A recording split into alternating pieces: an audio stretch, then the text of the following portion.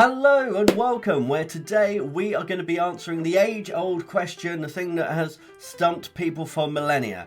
Can one man, no, one artist, nay, one idiot, master Clip Studio Paint in just 5 hours? We're going to find out.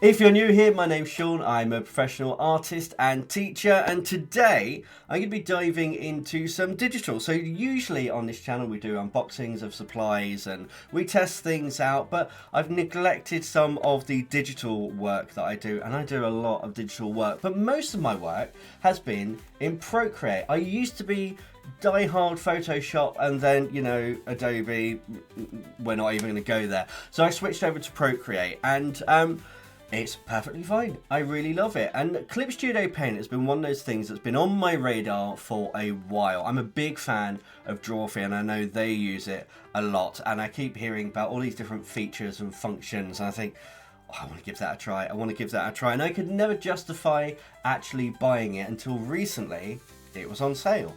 I thought to myself, well, if you're ever going to do it, now is the time. So I have given myself just 5 hours to learn this program and get it functioning for me and become the master of my own creations. Now, I know you're thinking 5 hours, that's nothing, and you're right, it is nothing. So I'm going to break it down. We are going to do an hour a day for 5 days. And the reason I'm going to do that is because it's going to give my brain time between each session to digest what's happening. If you try to do 5 hours in one big lump sum, after the first hour and a half, you're not going to absorb any more information. So by doing it this way, I'm able to go through and learn as much as I can in as short a time as possible. That's the theory. Anyway, I am a professional teacher. I've been doing this for years, so hopefully the theory pays off. But let's go over and we'll open up Clip Studio and we'll get started with day one. I have got my Huey on tablet. I've got my red glove and I've got my glasses, so I can actually see what I'm doing. Microphone's just here out of the way as well. Right, so here we are. This is Clip Studio. I'm going to use my pen down here. So Clip Studio is kind of the landing page for Clip Studio Paint. And I literally, all I've done so far is open this up once and go, no, wait, let's back off. Let's start again. Right, so we've got projects, we've got notices, we've got my count, all stuff down here. Nothing really of interest at the moment. Let's go into Draw. Here we are, Clip Studio Paint version 4.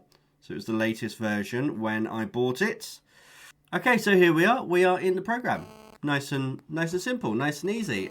We have got a lot of stuff here. So day one is just going to be checking the interface. So just checking the time now. I'm going to give myself 1 hour just to experiment and have a look and see what different bits are in here. You're probably going to get little snippets of this, and then, yeah, we'll do a little breakdown of what I have found out.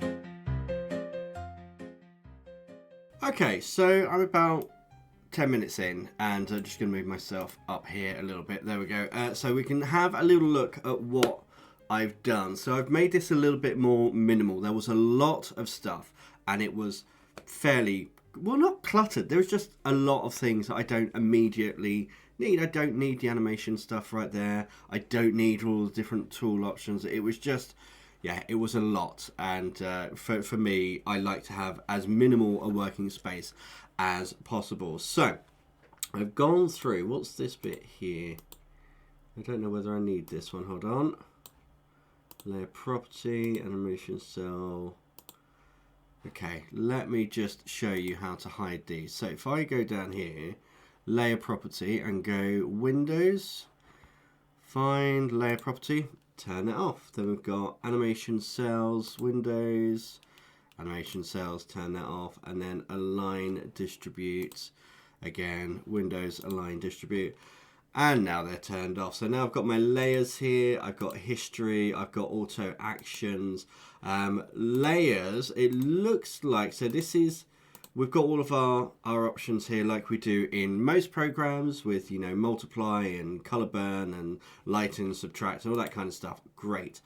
But we can also color each of these, but we can do raster or vector on this. So this is one of the big selling points of Clip Studio Paint, is that you can do raster or vector. Vector's great because it is non-destructive. You can do whatever you want to it, and those lines are not going to distort at all. You can zoom right in, resize, do whatever you like, and it's going to stay the way it is, and it opens up to a lot of other tools as well. So we'll be diving into that in a little bit. So you can clip the layer, set as a reference layer, draft layer, lock layer. So all of these lovely tools here. You've got enable mask, set ruler range. Yes, rulers.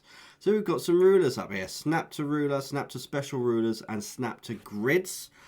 So I'm going to have a little look at those in just a moment. But I think first of all, we should go through and see if we can have a look at key bindings for common actions, because my tablet down here has got a scroll wheel, which means it does and can do different things. Adjust brush size like that. There we go. So I can scroll up and down for that. I can zoom in and out. There we go. Can zoom. And I can scroll up and down. I want to know if I can. I've got buttons on here. That's a color picker. And what does that do? Okay, so if I hold that down, that brings up the eraser, which I think I'm going to go for a large rough. So I can hold down one of my buttons and it turns this into an eraser. Scribble, scribble, scribble. Oh no, I don't like that bit of the scribble. There we go. Let's redo that. Oh no, I don't like this curve. There we go. That's just going to speed up workflow a lot. Shortcuts. There we go. Right. File. Okay.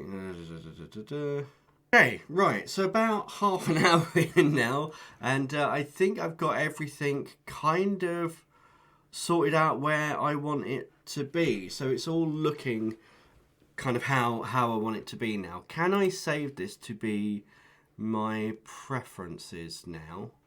Okay, hopefully this is just going to stay as it is. There's only one way to test. Let's quit.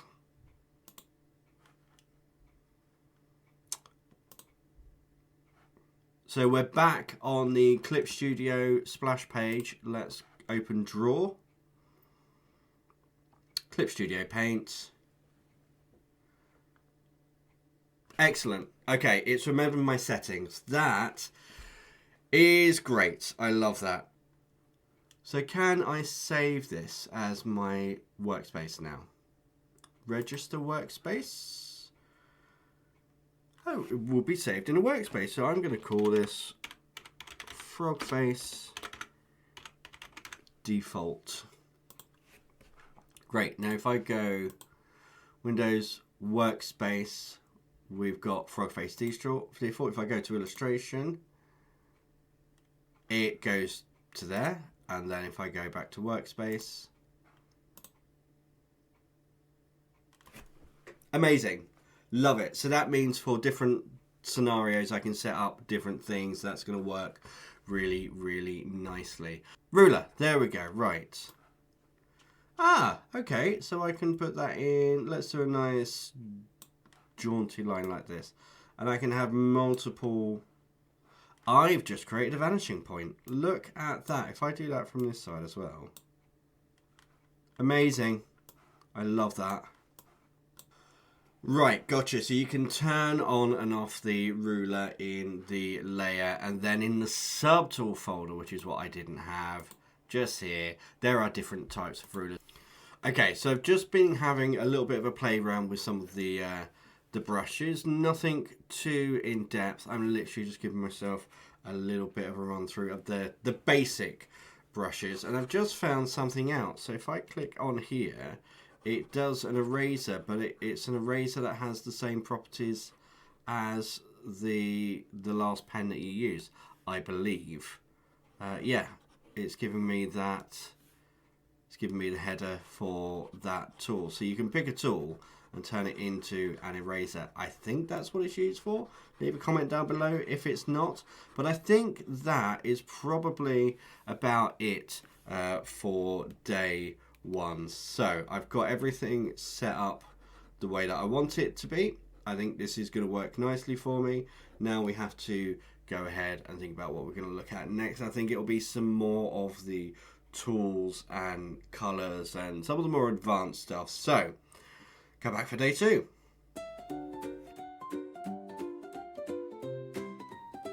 Okay, it's a new dawn, it's a new day, it's a... what am I doing? Song lyrics? No. It's day two. Let's get stuck into some brushes.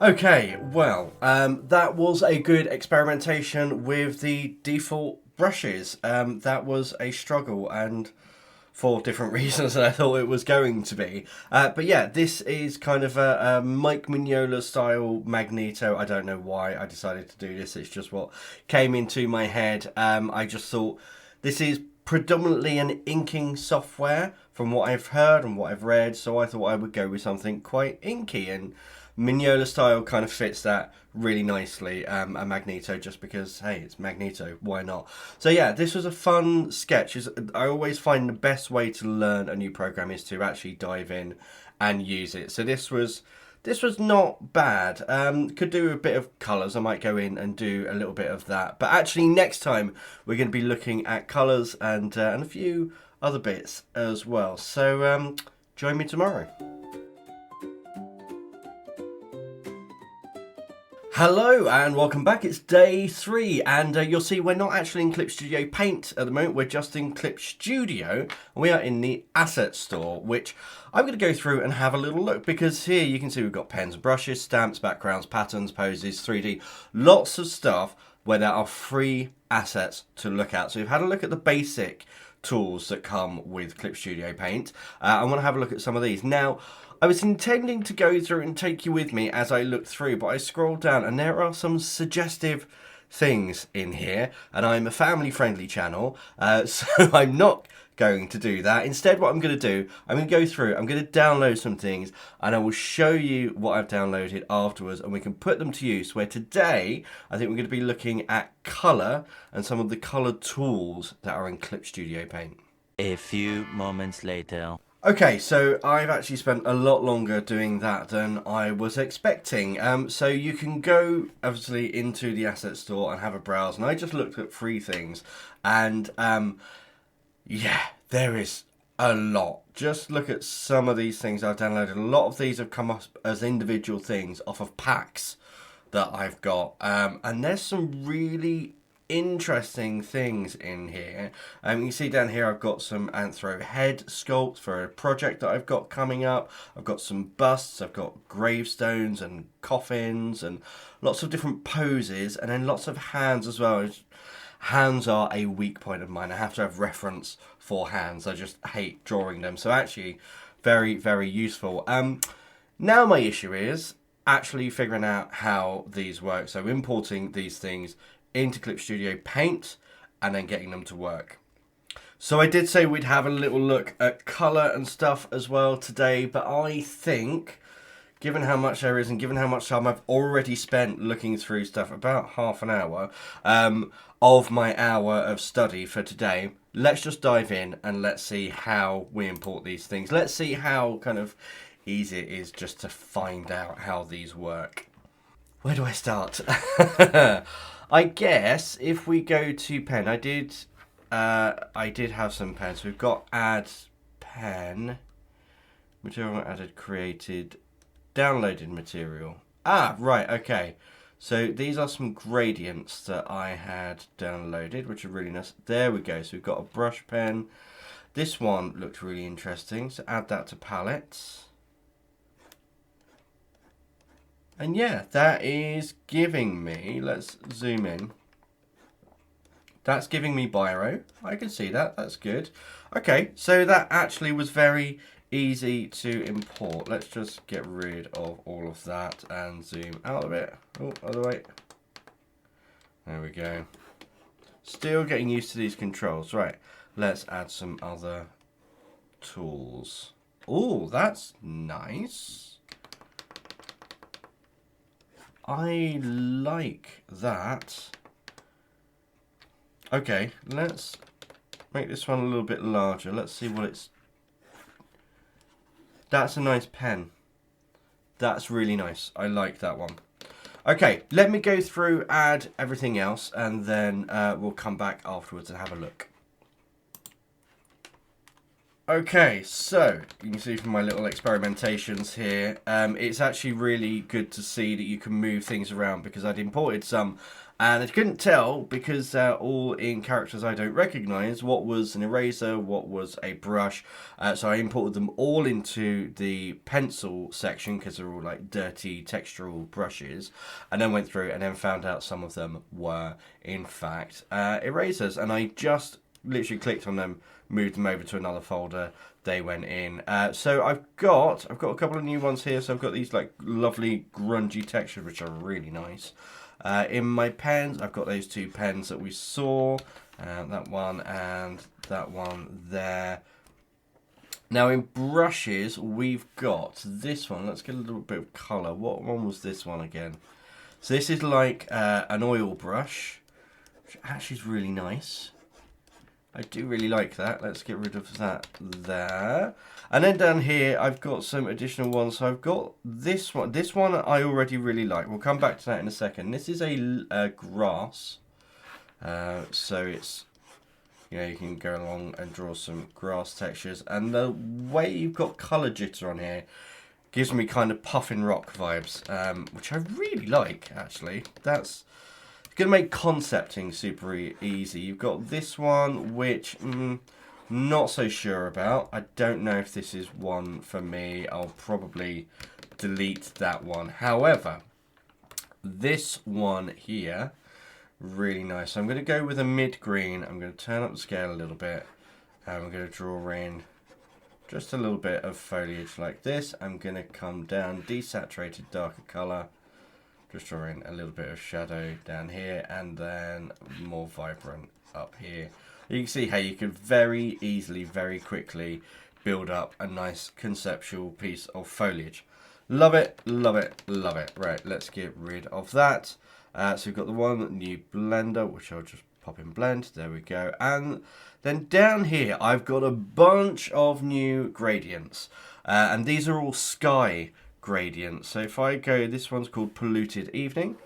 If I just pop this down here, you see we've got this lovely, lovely sky, which then, if you wanted to, you could come in with a soft airbrush, for instance. Let's make this a little bit larger. We'll do a bit of colour picking down here, and you start to haze up some of that sky over here. Let's pick up some of this and bring that up as well, and you can see how you can build actually quite a nice sky in the background. Let's get some of that nice light pink. So you use the gradient initially and then build up from there. You could get some really, really lovely effects. There are actually cloud brushes as well, so get cloud brushes, you'll be doing even more. Right, let's undo all of our beautiful work there, because now I need to look at if I can find it there we go. Right, okay, so we've got these folders over here, and then we've got all of these poses and whatnot. Okay, 3D material. Let me close this for a minute because we're not going to use that. So we've got all materials, color patterns, monochrome, manga materials, 3D. So we've got a load of 3D things. Let's bring in this skeletal face. Okay, so we've got a face in. I'm using my mouse for this, just so I've got a little bit more control. Ah, right. So we've got some camera controls up here to zoom in and out.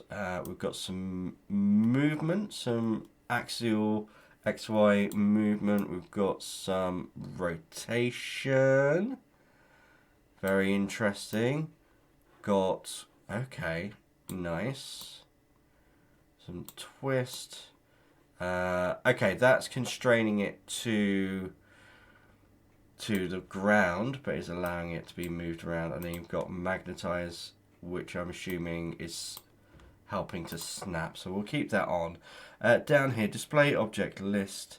Specify camera angle from preset center object. Place model on ground level. Reset model scale. Reset rotation. Save 3D head. So I want to know, can I now get a brush? Let's get a pencil. And okay, I can't draw on that, but can I create a new layer or even bring this layer up? And then I can. Okay, so now if I were to zoom in here and bring this up like that, let's get a nice dark black. Could I then draw? I can. Let's give it some nice big Groucho Marx eyebrows. Yeah, okay. But that's not drawing on the model, is it? If I go back to the model... Okay, so this is where I truly am stumped. So we turn to good old Google. Okay, so the tool is actually called Operation. So now I should be able to, yeah, move that around, but it's not that what I've drawn on there doesn't stay on the model. I'm sure you're able to do that, but I don't know how. So we're not going to worry about that too much. Okay, but at least I have figured that out. We have some primitives in here. So we have lovely circle. We can move around just the same way we did the other thing as well. Here we've got the exterior of a school. Okay. Okay. This is a bit ridiculous. No? No? Just me? How on earth do I scale this down to fit, or do you just move it around to a bit that you want? Because you could set up a really lovely scene with this. But that's a lot. That is a lot of information. Okay, I'm just going to drop in a figure, a box standard figure. There we go. And then we're going to go to pose, because there are lots of individual poses that you can use, as well as hand poses and lots of other stuff as well. Would have been handy with my last sketch, honestly, to have something like this. So let's do, he's doing a basic stand. We can do, let's pick one at random. Walk with an umbrella. You drop that on, and now he's in the pose of walking with an umbrella or a sword or a cane or something. We've got clasping knees. There you go. He's now crouching down. It looks like Schmeagol. Or we've got wiping a window. Oh, that's sitting down, drinking coffee. Going downstairs. So I didn't click on it, so it's just added an extra character. So if you don't have... Oh, okay. This is individual posing. Hello. So now we can go in and we can make our own pose for this character. It's got some kinematics, so I'm able to actually move the character around. This is all very interesting. We're getting very far away from what I initially wanted for this. Let's go up to, if I grab a hand and drop that onto the hand, it changes the pose of just that hand. Let's go to this relaxed hand. There we go. And now we've posed this. It looks like he's kind of welcoming you in for a hug. We've got lots of things here. If I go to my downloaded, we've got some interesting hand positions here. Oh, that is an interesting one. It's changed both of the hands. It has. It changed both the hands there as well. I wonder why it's changing both. Do I need to, if I select a hand, and then... No, that's changing both the hands as well. Okay, interesting. Clawed hand. This is an interesting one. Let's do a rotation round. Yeah, that's a little bit more sinister. This is an interesting pose. Holding a magic power. No, it's not in the frame anymore. So let's... There we go. So that's camera movement. And then let's move the camera. Gotcha. Right. I'm figuring this out now. If I drop a clawed hand on his hand here, both hands change to clawed hands. Let's change that back. If I select just the one hand and now drop this on. There we go. Now we've got just the one hand as a clawed hand. Okay, that's the end of day 3. There has been a lot going on there. A lot to take in. A lot of experimentation, but I have learned so much. So tomorrow we will look at colour, we'll look at effects, we'll look at text, we'll maybe look at some of the comic stuff as well. So yeah, I'm going to stop it there. I'm going to go to bed because it's quite late, and I will see you all tomorrow. Okay, we are in the 4th hour. We're nearing the end of this, and I just want to go over something quickly. So, before we actually open Clip Studio Paint, I have gone in to my pen settings. I've set up a profile for Clip Studio Paint, and then I've gone through and I've remapped a load of these keys to something that works a little bit better for me. So these are all keys that are going to be used. I've also gone onto the digital pen, so we've got shift space means that I can bring up an eraser temporarily and then get rid of it, and then a right mouse button means that I can do select color, like quickly bring up the eyedropper, things like that. All good. So if you've got your tablet, go into your tablet settings and configure it that way. It's going to make it much easier in Clip Studio Paint. Now, actually in Clip Studio Paint, I said we were going to look at colors and effects today. So I've gone ahead and just sketched out a very quick bug, because from here I want to have a look at layer properties. So we've got a few different layer things here, and I mean, they're pretty much the same on all art programs, but apparently there are a few slightly different ones here. So we've got reference layer, clip to the layer below, set as a draft layer, lock transparent pixels. We've also got a mask, merge with layer below, new folder, new vector layer, and new raster layer. So I have gone for a raster layer. Honestly, I kind of prefer it at the moment. The vector still haven't got to grips with it completely. There's also this little tab here which splits your view, so you can see two sets of layers. I don't have enough layers for that to actually do anything for me, but it duplicates it. So for instance, if I had 100 layers, I could be working on the one at the top, have my one at the bottom as a reference, and quickly switch between the two of them. I don't need that right now. Of course, we've got delete layer as well, and apply mask and all that kind of stuff. Opacity up here, so adjust the opacity of that picture. Then we've got, so I am going to label this blue because this is my original sketch, just so that I've got it there. Now, there was something that I saw on here that I wanted to have a look at, which says draft layer. Is that the one? And then maybe not. There's one of these where you can change the color, and I can't remember where it is.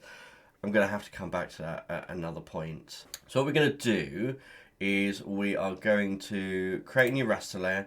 I'm going to put this, no, I'm going to put it over the top. I'm going to clip this one and make it my reference layer. And that means that if I come to my refer to other layers, refer to editing layer, enclose and fill lasso. Okay, we'll just do this one, and I'm going to go for a mid-grey, and I'm just going to fill all of these areas. Okay, so now we have a base set up so that we can go in and color on top of this. So I can set a new layer and set that new layer to clip. There we go. So now if I come in and let's do a wet wash, for instance, and we'll do a nice blue. Let's increase the brush size. But now I can come in and it's not going to bleed out anywhere else. It's going to stay where I want it to stay. And the performance of this is a little bit slow because I'm running recording software at the same time. Trust me, without the recording software, it's actually really, really nice. Okay, so that's what we've got there. So I'm going to go ahead, I'm going to quickly colour in this insect, and I'll be back with you in just a second.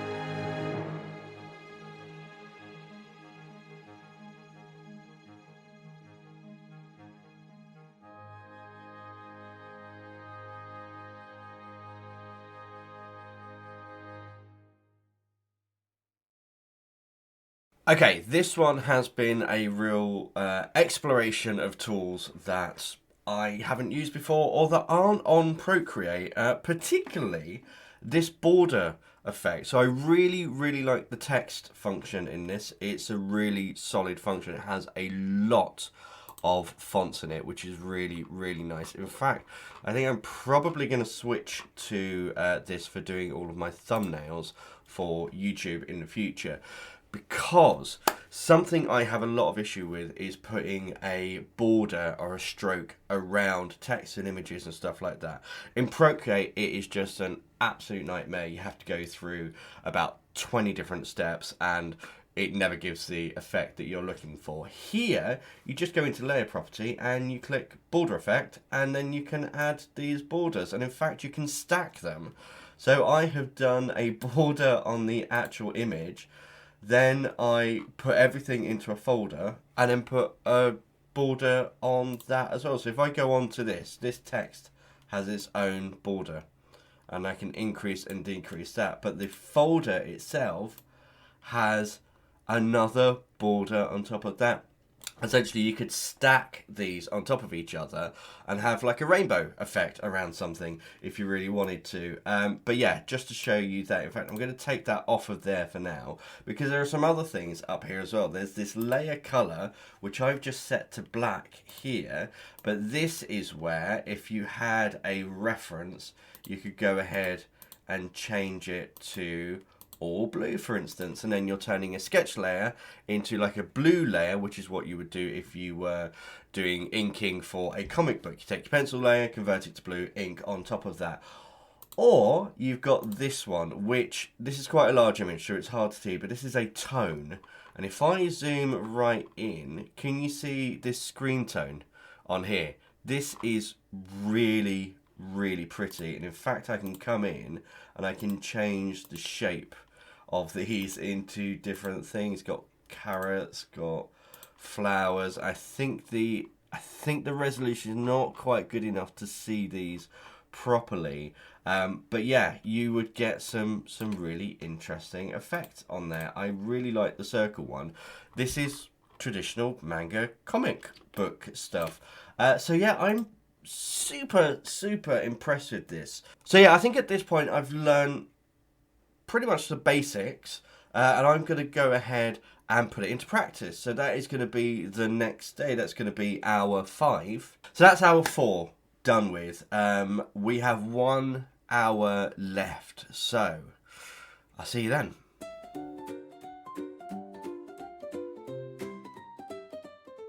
And in fact, I won't see you then because I'm using Clip Studio Paint's inbuilt screen capture function for a quick paint. So I've decided to do a screen cap from an animated movie. Comment down below when you know what movie it is I'm doing this screen cap from, and I'll reveal it in the comments at the end if you don't get it. But yeah, I'm essentially just doing a study piece here, so enjoy and I'll catch you at the end.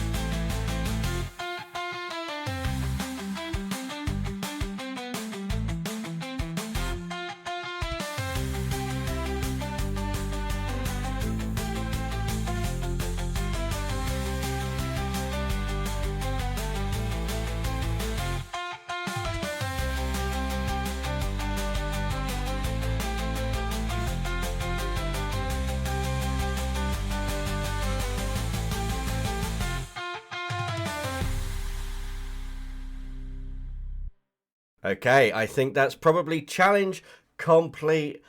We have one question left to ask. Am I now a pro, a master at Clip Studio Paint? Drum roll, please. And of course I'm not. No. I mean, that was never the point. Like, I wanted to learn as much about Clip Studio Paint as I could to make it usable for myself, mastering what I need from it. And this is what I'm going to encourage you guys to do with any program, any art thing that you are doing. Learn what you need to learn, then expand from there. I've taken what I know from other programs and I've brought it into Clip Studio Paint. I played around and I've got to where I am now.